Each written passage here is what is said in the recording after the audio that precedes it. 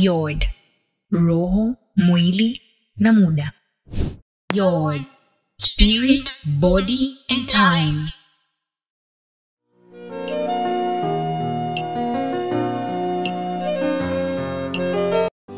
Shalom wana wa Mungu Baba katika Kristo Yesu. Karibu, ninakukaribisha mahali pazuri siku ya leo, mahali ambapo tunakutana kwa ajili ya uzinduzi wa media zetu.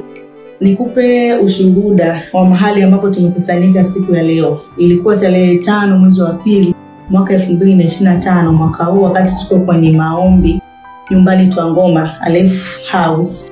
Wakati tunamshukuru Bwana kwa ajili ya roho wake wa neema, uanzilishi na karama yake ya hekima. Bwana alizungumza na mimi kuhusiana na British Council.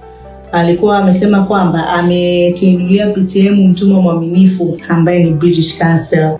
Na siku ya leo tukachukua hatua ya imani kufika mahali hapa, kwa maana ni mahali ambapo Bwana ametupatia sisi na vizazi vyetu. Ni mahali ambapo Bwana ametupatia British Council kama urithi wetu na urithi wa vizazi vyetu vyote. Tunamsherehekea Bwana zaidi kwa maana siku ya leo tumeliona neno lake, tumelishuhudia na tumelikanyaga mahali hapa. Kwa hiyo haupo mahali hapa kwa ajili ya bahati mbaya. Upo mahali hapa kwa sababu neno la Bwana lilishatamkwa tangia tarehe 5 mwezi wa pili kuhusiana na British Council, na ndio maana leo uko hapa.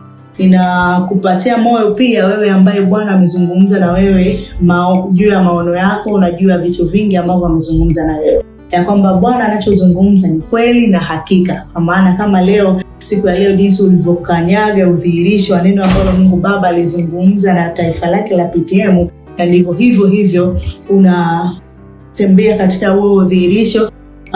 Na neno la Bwana ni kweli na ni hakika. Karibu, nikukaribishe tuendelee kufurahi zaidi tukiendelea kuliona neno la Bwana mahali hapa, mahali ambapo Bwana ametupatia.